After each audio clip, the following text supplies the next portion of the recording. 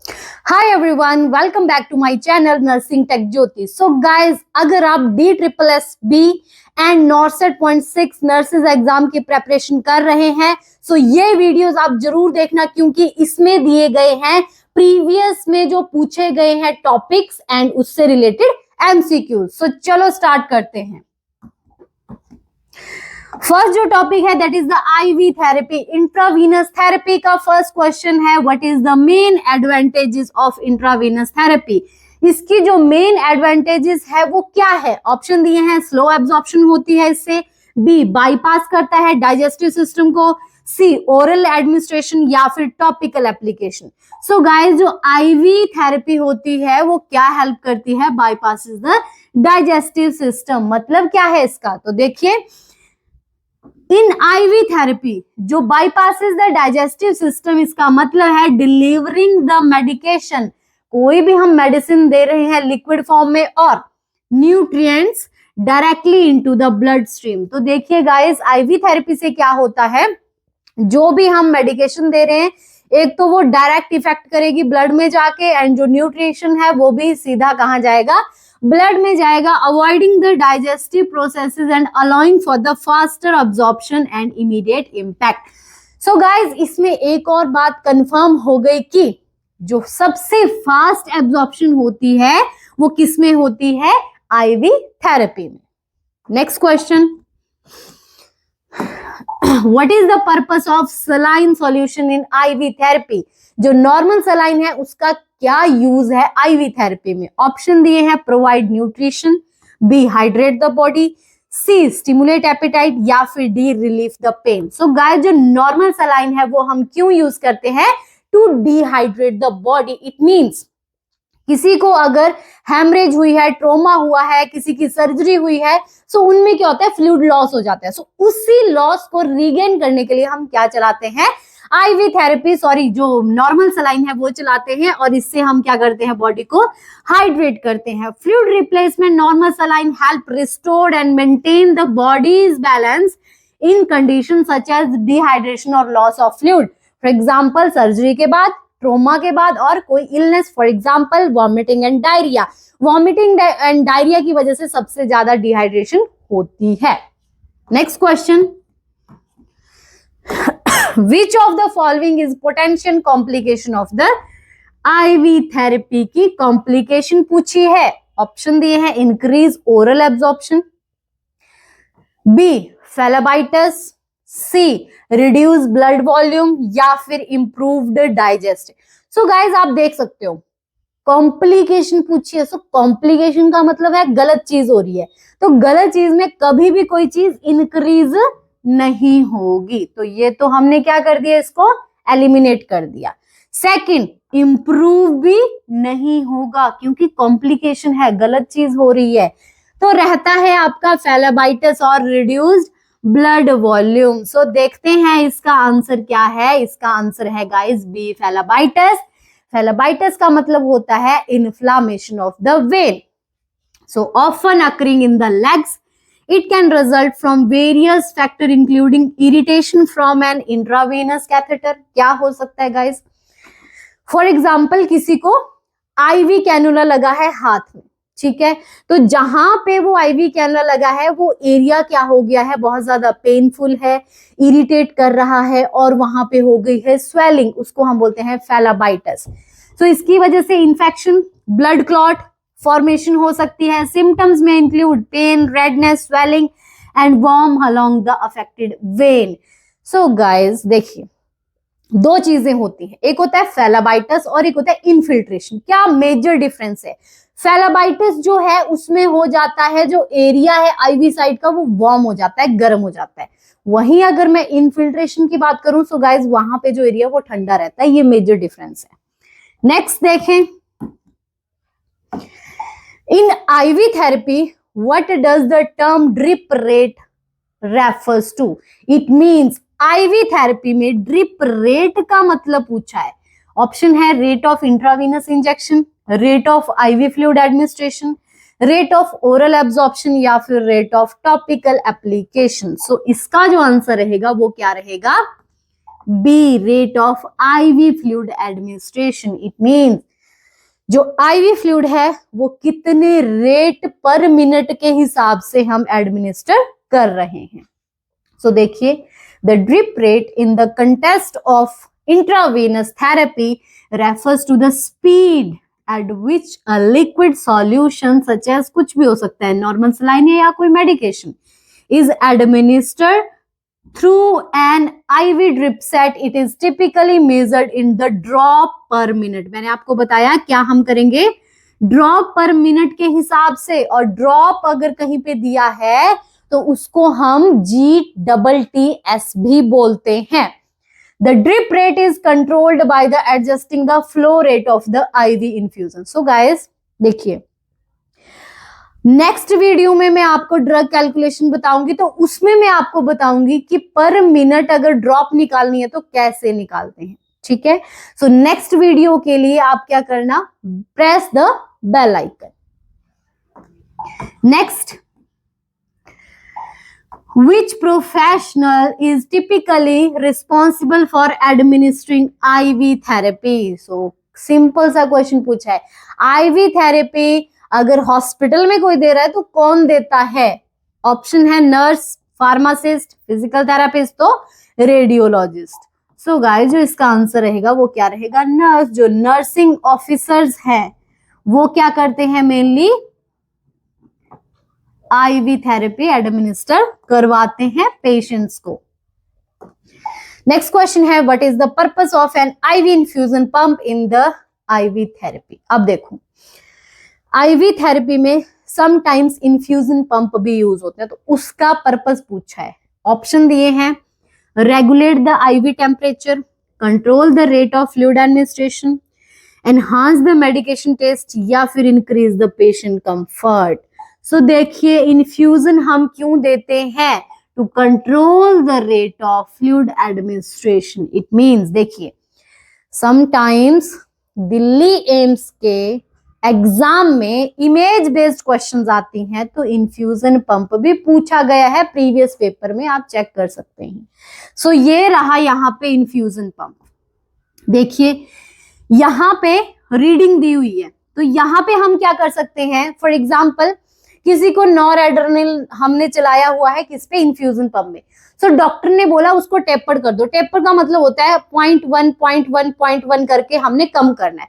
सो उसको 2 mg per hour के हिसाब से चल रहा है, तो डॉक्टर ने बोला 0.5 कर दो। सो गाइस, इन्फ्यूजन पंप में क्या है, आप उस सेटिंग को चेंज कर सकते हो। So this is the purpose, to control the rate of the fluid administration. Next है, which factor is crucial in preventing the air embolism during IV therapy? कौन सा ऐसा फैक्टर है जिससे हम आईवी थेरेपी में एयर एम्बोलिज्म होने से रोक सकते हैं? ऑप्शन है, use a large bore needle, B priming the IV tubing properly, rapid administration of fluid, या फिर mixing the medication in the IV bag. So guys, जो एयर एम्बोलिज्म है उसको प्रिवेंट करने के लिए जो ट्यूबिंग है वो प्रीमिंग का मतलब अच्छे से उसको क्लीन रखना है, उसको पेटेंट रखना है। देखिए, priming and IV tube properly means removing any air from the tubing and ensuring that the entire length is filled with the intended fluid. It means कोई भी IV लाइंस है उसमें एयर नहीं होनी चाहिए, इसीलिए जो फ्लूइड हम दे रहे हैं वही उसी लाइन में होना चाहिए।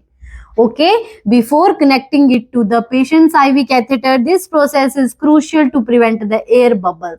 और गाइज, आपको पता है जो हमारा एयर एम्बोलिज्म है, अगर आईवी थेरेपी से वो चला गया सो वो सीधा जा सकता है लंग्स में और पल्मोनरी एम्बोलिज्म कॉज कर सकता है। That is very very critical condition, patient की डेथ हो सकती है।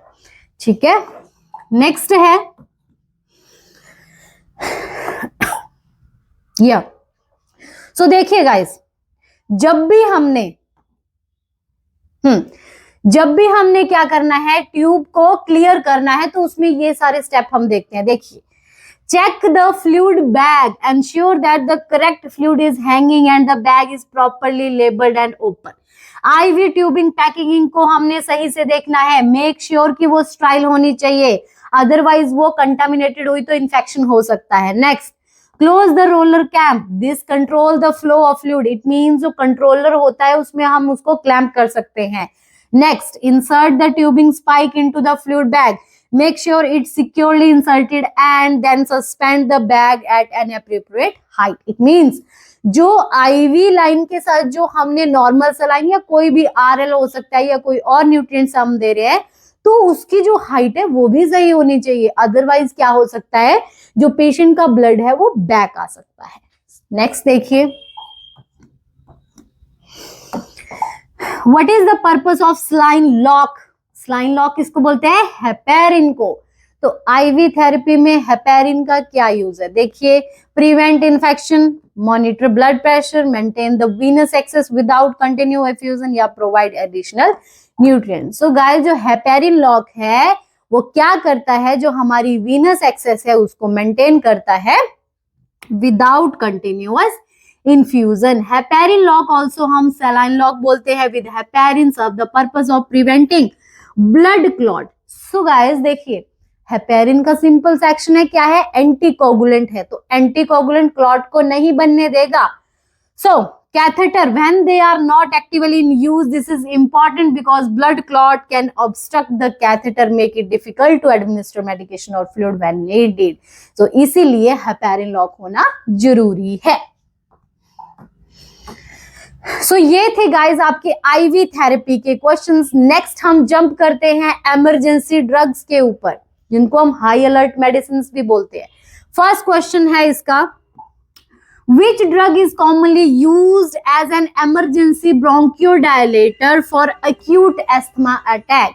इट मींस अस्थमैटिक अटैक के लिए जो हम सबसे पहले जो मेडिसिन देते हैं वो कौन सी है. ऑप्शन है नाइट्रोग्लिसरीन, एल्बुट्रोल, एस्पिरिन या epinephrine. So guys, asthmatic attack के लिए जो फर्स्ट ड्रग है वो हम यूज करते हैं albuterol. That is the bronchodilation. Albuterol stimulate the, करती क्या है ये, स्टिमुलेट करेगी बीटा 2 एडनर्जिक रिसेप्टर.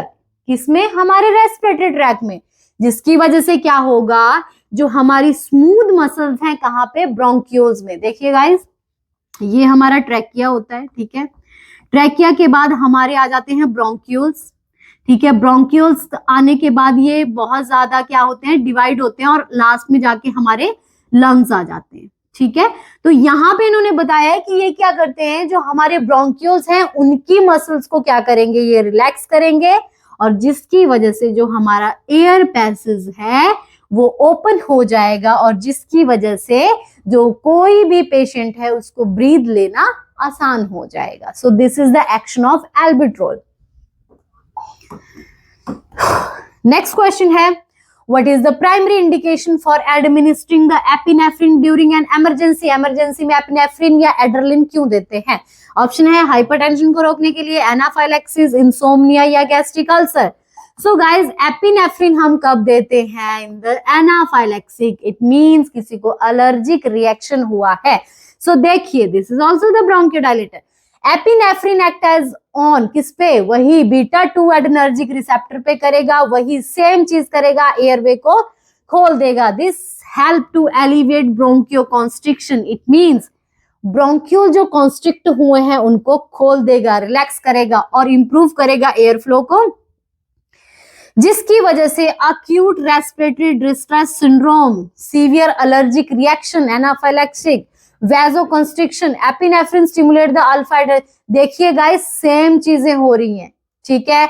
एल्बुट्रोल भी ब्रोंकियोडायलेटर का काम कर रहा था, एपिनेफ्रिन भी, बट इमरजेंसी केस में हम सबसे पहले ड्रग देते हैं एपिनेफ्रिन, ठीक है. नेक्स्ट है, हाँ, ये सारे इसके एक्शन है, increase the heart rate, enhance the myocardial contractibility, peripheral vasoconstriction. देखिए गाइस, ये सारे एक्शन है सिर्फ एक ड्रग के, एपिनेफ्रिन के. Question number 3, which medication is commonly used to reverse opioid overdose in emergency situation. So simple सा क्वेश्चन है, ऑपोइड का एंटीडोट पूछा है।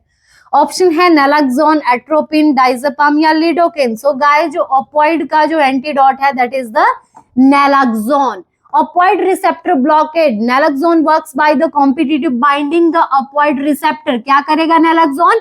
जो ऑपोइड के रिसेप्टर्स हैं उनके साथ बाइंड करेगा in the brain, displacing the opioids from these receptor. This result in the rapid reversal of effect of the opioid. So जैसे ही वो बाइंड करेगा नैलक्सोन तो opioid का जो एक्शन है वो बिल्कुल अपोजिट हो जाएगा। नेक्स्ट क्वेश्चन है, in cardiac arrest which medication is commonly administered to restore a normal heart rhythm? It means cardiac arrest है, हार्ट अटैक किसी को आया है तो नॉर्मल हार्ट रेट को रिस्टोर करने के लिए कौन सी मेडिसिन यूज करते हैं?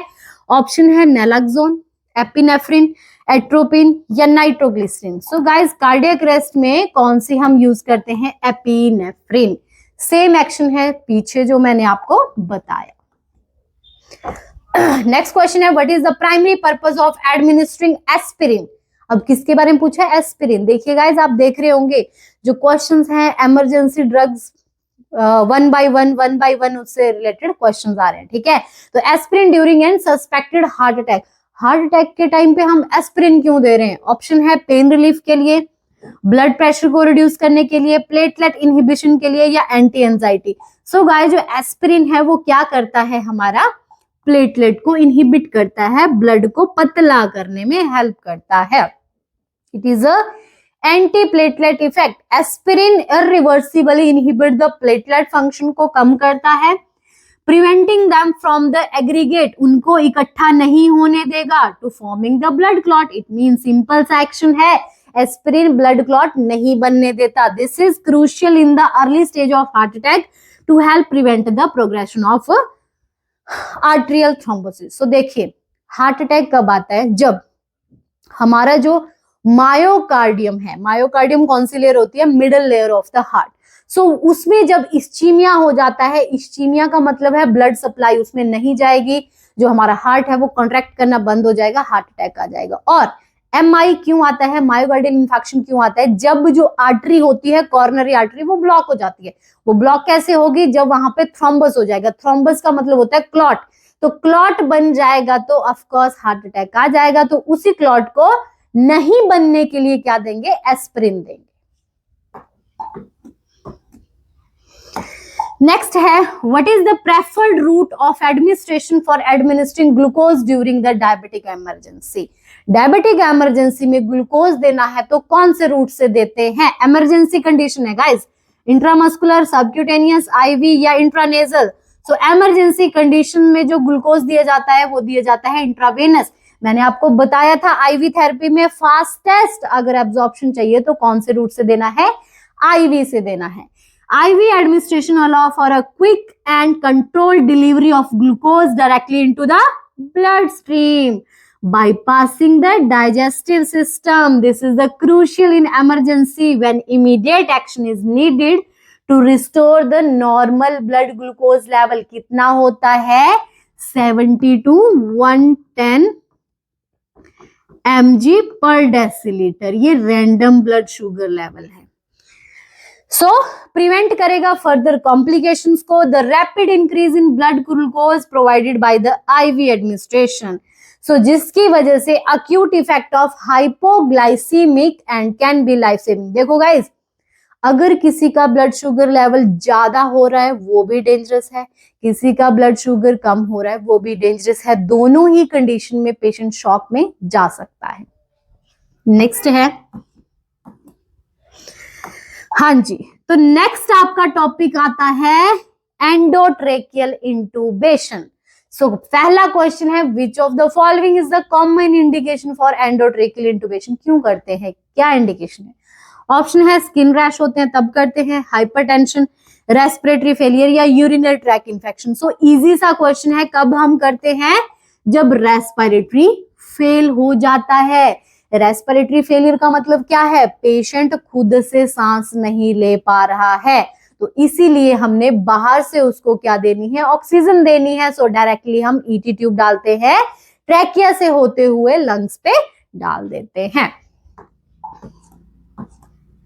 नेक्स्ट क्वेश्चन है, what is the purpose of cuff of an endotracheal tube. Endotracheal tube में देखिए ऐसे होती है एंडोट्रेकियल ट्यूब, इसके आगे एक कफ लगा होता है, सो उसका इन्होंने पर्पस पूछा है कि क्या पर्पस है। ऑप्शन है to secure the tube in place, B to prevent aspiration of stomach content, to measure the oxygen saturation, या फिर to create an arterial seal in the trachea. So देखिए जो इसका आंसर है that is the D, to create an air tight. क्या करते हैं guys, हम सिक्योर कर देते हैं, इट मींस ट्रैकिया में स्टक हो जाएगा, उसके बाद ये बाहर नहीं निकल सकता। To create an air tight seal in the trachea during the intubation, the endotracheal tube is equipped with the inflated cuff. उस कफ को हम क्या करते हैं, बाहर से इन्फ्लेट करते हैं, फुलाते हैं। This cuff, when properly inflated, seal the space between the outside of the tube and the inner tracheal wall. तो ये क्या करेगा, उस दोनों आउटर और इनर वाले को सील कर देगा, पैक कर देगा। The purpose of this seal is to prevent the leakage and minimize the risk of aspiration of stomach content into the lungs, ताकि जो स्टमक के कंटेंट हैं वो लंग्स में ना जाए। Sorry, which of the following is a potential complication of endotracheal intubation? So ET intubation से major जो कॉम्प्लिकेशन है वो क्या है, improve oxygen, reduce risk of infection, esophageal intubation या decrease airway pressure. So guys ET tube डालते वक्त हो सकता है ईसोफेगस में ट्यूब डाल दिया है, that is the major complication. So देखिए ये है आपका ट्रैकिया, ठीक है, ये फ्लेक्सिबल ट्यूब है, ये लेरेंजोस्कोप है। लेरेंजोस्कोप क्यों हम यूज करते हैं, टू विजुअलाइज द लैरिंक्स, ठीक है। तो यहां से हमने ट्यूब डाली, सो आप देख सकते हो यहाँ ट्रैकिया है और यहीं से ही इधर को क्या जा रहा है, ईसोफेगस जा रहा है। सो गाइस हो सकता है गलती से ट्यूब कहाँ चलेगी, ईसोफेगस में जा सकती है। So this is the major complication, esophageal intubation. Next है, when performing endotracheal intubation, what is the purpose of using a stylet? अब देखिए जब एंडोट्रेकियल इंटूबेशन करते हैं तो स्टाइलेट एक प्रोसीजर में हम यूज करते हैं, उसका पर्पस क्या है। तो देखिए, to secure the tube in place, to guide the tube during insertion, to measure the respiratory rate, या to deliver the medication directly into the trachea. So guys जो स्टाइलेट है, ये रहा स्टाइलेट का पिक्चर, देखिए 6 फ्रेंच, 10 फ्रेंच की है, 14 French की है। सो इससे हम क्या करते हैं, गाइड करते हैं। ये जब भी हम एंडोट्रेकियल मतलब ट्रेकिया में ट्यूब डाल रहे हैं तो इसको हम इंसर्ट करते हैं और ये हमें क्या करती है, गाइड करती है कि ट्रेकिया में जा रही है ट्यूब या नहीं जा रही है और कितनी हमने ट्यूब डालनी है। नेक्स्ट क्वेश्चन है, during endotracheal intubation, what is the anatomical landmark is typically used to guide the tube placement into the trachea? It means जब हम ट्यूब डालते हैं तो हमें पता कैसे चलेगा कि हमने कितनी ट्यूब डालनी है, लैंडमार्क क्या है। ऑप्शन है एपिग्लॉटिस तक, थायराइड कार्टिलेज तक, क्रिकॉइड तक या हार्ड बोन तक। सो गाइस जो एंडोट्रेकियल ट्यूब है वो हम डालते हैं थायराइड कार्टिलेज तक। This is the thyroid cartilage, ये हमारा थायराइड ग्लैंड है ना, सो इसी के अंदर हमारे होते हैं थायराइड कार्टिलेज। ये एंटीरियर स्ट्रक्चर है हमारे लैरिंक्स का। That's it. सो गाइस देखिए, आज मैंने आपको ऐसे टॉपिक पढ़ाए हैं जो सबसे ज्यादा जहां से क्वेश्चंस आते हैं। देखिए आईवी थेरेपी में कॉम्प्लिकेशन से मैक्सिमम क्वेश्चन फेलेबाइटिस और जो आपका इन्फिल्ट्रेशन से है, उन दोनों में डिफरेंस से क्वेश्चन आता है, ठीक है। सो गाइज ऐसी ही वीडियो के लिए please subscribe my channel and share with your friends. Thank you.